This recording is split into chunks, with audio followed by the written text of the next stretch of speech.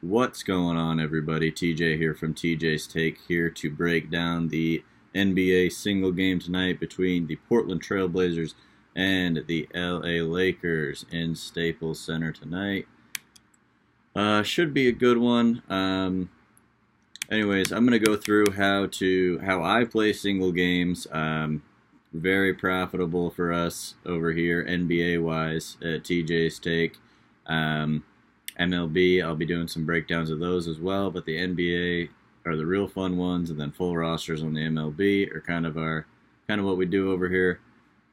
So, just kind of how I play single games is I want to be different than everyone else. And I should probably tell you too, if you do play DraftKings, it's a little different. It's going to be a showdown. I believe the top spot, you have to pay 1.5 times the price for your top player. But I think we have enough salary, or we can leave enough salary here tonight, which I'm going to do in a lot of my Fanduel lineups, where it shouldn't really change too much if you are playing on DraftKings. So if you do play on DraftKings, this won't be useless to you. You should still be able to follow along and get some good info out of it. But what we want to do on single games is we want to be as different as we possibly can without being too stupid. So on FanDuel, the setup is your MVP spot, your top spot is worth 2 times the points. Your second spot's worth 1.5 times the points. Can't talk today. And your third spot's worth 1.2 times the points. Then you have 2 utility players. So 5 spots total. What we want to do is try and find the top 5 guys. And I think tonight we can find those and fit them all in with salary.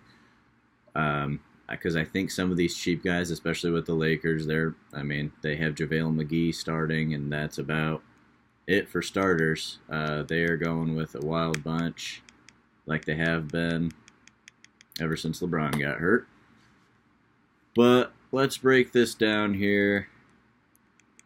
I think we're going to have to go Damian Lillard in the top spot for most of our lineups.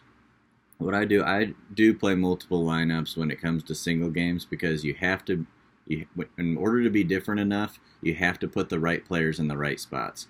So Caruso misses the second spot by 2 points. I want to have multiple lineups where I have Caruso in that second spot instead of the third spot or utility spot. Because in every game, you'll kind of notice it's not going to fall out or fall into place exactly how you see it on here. I mean, your projections are going to be all over the place. You see it in regular rosters all the time. You could have a guy like Tyson Ross go out there and put up 40 FanDuel points, and a night where Devin Booker's playing, he gets 38. So we just got to try and be different, try and see how this game's going to go, and see if we can find as many trends as possible. So let's start with that, actually, before I start plugging players in. Let's see here. Lakers are on a 2-game winning streak against the Blazers. That's pretty surprising.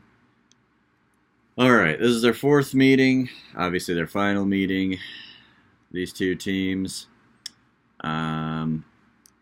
Blazers rank 3rd in offensive rebounds, but Lakers are 3rd in defensive rebounds with all that a wash. And especially, a lot of these stats are going to be a little different just because the Lakers don't have their actual lineup out there. Like, CJ McCollum averages 24 points against the Lakers this season, but he's probably going to be on a limits restriction, and this game could possibly get blown out. So, probably see some exposure to CJ McCollum, but not a ton tonight. The guy I'm looking at is Al-Farouq Aminu. This guy just loves to play at Staples Center for some reason. Well, not for some reason. A lot of players like to do that. You're in Staples Center, you're in LA, you want to show up for the crowd. And Aminu hasn't missed a free throw in Staples Center this season. And, well, against the Lakers. I don't know about the Clippers in Staples Center this season. In their last matchup, Aminu recorded 18 points, 5 boards. That was at Staples Center also. And last year he averaged... Nope, that's not last year. JaVale McGee in 3 games against the Blazers so far this season averages 15 points. He has a 77% field goal percentage, 7 boards, 3 blocks per game in all those games. And he had 20 points, 4 rebounds, 2 steals, and 2 blocks in November. Not a huge stat that we're looking at. So nothing really huge here. The Blazers need to win this game to secure home court, I believe, for the playoffs, and they should do that easily. I'm just kind of going to look at this as when they're going to blow them out. Because the Lakers lineup won't really change much, but that's why we have to make some with Lillard not in that top spot as well, and maybe go with some of these other guys, because his price is that much more than everybody else. So let's build one right now with Lillard in the top spot. And then we'll go to the second spot, and let's kind of build a Portland lineup here. So we'll do Lillard up top, Cantor, and then in that third spot, let's put Caldwell Pope because he's been playing well. And then now we have to go find that utility spot. And one guy who's been playing really well for the Lakers is that kid from New Mexico State. He's a rookie this year. He's finally getting some playing time with all these guys sitting. Jamario Jones, min price. I'm sure people will be all over him today, but we're going to plug him in a utility spot. And let's see what kind of salary that leaves us. We have 11.5 remaining salary. So that means we can get to Evan Turner at 10.5. We can get to Aminu at 10, Harkless at 9. I mean, the obvious thing to do is either plug in Hood or Turner here, because Hood is also 10.5. But let's go down to Aminu and plug him in at 10, considering those numbers I just listed off for you. He likes to play in Staples Center. So we'll put him in there. I like this lineup. It's going to be a little different. I expect Caldwell Pope to be in those top 3 spots for a lot of guys tonight, but not too much. So we have $1,500 remaining salary here. Another person could have this lineup very easily. I mean, this is a very bland, simple one with having Lillard and Cantor in the 1 and 2 spot. I'm interested to see Al-Farouq Aminu's ownership tonight. I don't think it's going to be too high. Just a weird year for him. He's usually very consistent, and he's been playing well of recent, but he's just kind of had weird ceiling and floor games this year. So we'll plug that one in our first one, and let's get a little different. I can show you how I build some of these. So put Lillard in that top spot again, and I'm going to approach this game like it's going to be a blowout. So Lillard just has a game. He blows these guys out early. He's still top scorer. Caruso's going to stay in the game. He's shown you the past few games that he can put up some serious points. He's a really good player. It's just unfortunate that he's losing his hair.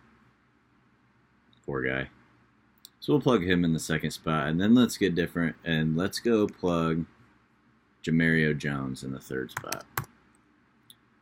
I like this because if this game does blow out, maybe McGee sits a little more. Maybe I don't see them sitting Caldwell Pope more. But Jamario Jones, he's active on the court. He can definitely put up the points. And in the third spot, where I don't think anybody's going to have him, but I think a lot of people will have him in the utility. If he has a good game and goes out there and scores more than our last 2 utility spots, and we nail those top 2 spots right, you're sitting pretty and you're sitting different. That can put you up ahead of 15 guys who have the same lineup. Just they have Jamario Jones in utility instead of the 1.2 spot. That puts you automatically ahead of those guys. So let's plug him in there. We have Lillard up top, then Caruso, then Jamario Jones. We have 23.5 still remaining. So I'm going to be different by putting McCollum in a utility spot because I think he's going to play enough to secure a win, but he is still coming off of that injury. Still want to keep him healthy for the playoffs. So once this game turns into a blowout, he'll come out, but I can see him having a good game here against players who just can't guard him. That leaves us $9,500 salary remaining. I think we are already different enough here where we can take Harkless But Harkless hasn't been playing well, and he's the 9-5 guy here. So I think either Jonathan Williams or Muscala is a good play here. And let's go with Jonathan Williams. This guy is just active. He'll get on the boards, and he could see a lot of playing time as well. So I like that build a lot. Damian Lillard up top, followed by Caruso, Jamario Jones, CJ McCollum, and Jonathan Williams. Doubt anybody's going to have that one, and I like it a lot. You can even mess around if you like Jonathan Williams better than Jamario Jones. Flip-flop those two. If you put McCollum up there, still a little different maybe in the third spot, but I bet somebody has that. Because we only have 1,000 remaining salary, so you move these guys around where they're projected to be. A lot of people are going to have that lineup. Let's do a couple more here. All right. Let's do one without Lillard up top. So this game could very easily be a blowout. You just see these Lakers guys get all these minutes. So Lillard plays 3 quarters. He puts 40 fantasy points, let's say. So these guys are staying in the game. So let's put Caruso up there. Number 1 spot. Then after that, we can go with some of these other Lakers who are likely to stay in the game. I think JaVale could get pulled at some point. So let's put Kentavious Caldwell-Pope in the 2nd spot. And then let's put Aminu in the 3rd spot. Let's get real different here. Because I like this line. That leaves us 27,000 remaining. So I like plug-in Cantor and McCollum. So this game turns into a blowout. Alex Caruso and Kentavious Caldwell-Pope, they could play upwards of 40 minutes. And for Aminu, Cantor, CJ McCollum, they do enough where they secure the game, they come out, they don't play too much more. Caldwell-Pope and Caruso end up jumping them because they play that 4th quarter or more minutes in that 4th quarter than these other guys, and they just end up getting more fantasy points while the bench guys on Portland fill in the rest of the 4th quarter. Again, not likely to happen that these guys are going to be 1 and 2, but it's an easy way to win the 4K if they are. I'll tell you, like nobody's going to have these 2 up top with Aminu in the 3rd spot. So these are just kind of some builds to show you how I play, how I take down those. Let me make one more that I just really like. Because we need to put McGee in one of these. We haven't even gone to him yet. So let's do Lillard, McGee, Caruso, Jamario Jones. We have $11,000 remaining salary. So a lot of people could have this build. A lot of people can have gonna have Lillard, McGee, and Caruso, and Jamario Jones in their utility spot. But a lot of people are going to jump up and grab Hood, or they're going to grab Turner, I'll bet. And just to be different enough, I think I like Aminu in that spot. I think that's different enough, but let's get even more different and plug in Jonathan Williams again.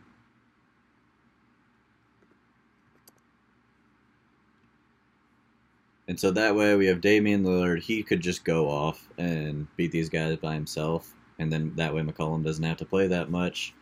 And then these Lakers are just getting points, and Lillard's the only one on the other end getting points. So we have 4 Lakers and Lillard up top, especially with the playing time as well. Caruso, Jones, and Williams are guaranteed playing time. JaVale plays well against Portland. So Lillard, McGee, Caruso, Jamario Jones, and Jonathan Williams is a solid build. And if you guys have any questions or anything about single games as well, you can go on my site. I'm adding a chat. I think I told you that in my MLB podcast. But you can comment on any single one of the articles as well. So just throw a comment on any of them. I'll see it. And any questions or anything else you want me to break down in these single game videos, I will. Like I said, this one is one of my favorite single games just because I like when some of the top guys I don't like when they're hurt, but when they're not on there, and you can leave salary, it's amazing, because then it's just a free-for-all, and you can be different no matter what. I mean, you can leave $4,000 salary out there. I can make one of those right now. Let's say McGee has himself a night. It's a center battle. We go McGee, Cantor, Caruso, Caldwell Pope, and Jamario Jones in the last spot. We leave $5,500 remaining salary, and I don't mind that lineup at all. Not one bit, because you're essentially, a lot of people will have that lineup, this same lineup with Lillard up top instead of McGee. Lillard could have a dud. McGee goes up there. You leave $5,500, and you're different by one player. So that could be an amazing lineup. Lillard has a dud that everybody could be up there, and because they have the right guys, but you're jumping ahead of them because McGee just so happens to outscore Lillard, which again, isn't likely to happen, but definitely could in a game like this. But anyways, that's kind of how I approach single games. Leaving salary is key. There will be some single games where it's just impossible. In those cases, you just have to get different in the top 3 spots. Those top 3 spots are huge. And, I mean, your utility guys, you definitely want to nail those too, but a lot of those guys get around, I mean, they're similar price and they get around the same score. So those top 3 guys are definitely key. I mean, they still are tonight too, even with remaining salary. But I think Lillard's pretty safe up there up top, since they need to clinch this, or they need to win this one to clinch home court in the playoffs. But anyways, other than that, busy MLB day. Couldn't get a podcast in today. It's kind of expected, especially with a very messy NBA day. I mean, if you're playing an NBA late slate, a full roster slate, plug in $3,500 guys and just go get all those big names, because there's a lot of value out there today. Other than that, that's the single game breakdown. And next single game breakdown, I'll let you guys know on Twitter. If you don't follow us on Twitter, we're on Instagram, TJsTake. And that's where I'll be sending a lot of news. Eventually, once we get the chat, I'll put all the news on the site as well. And make sure you tell your friends about us. Anyways, that's about it. Good luck tonight, and if I don't win the 4K, I guess I hope you do. See you later.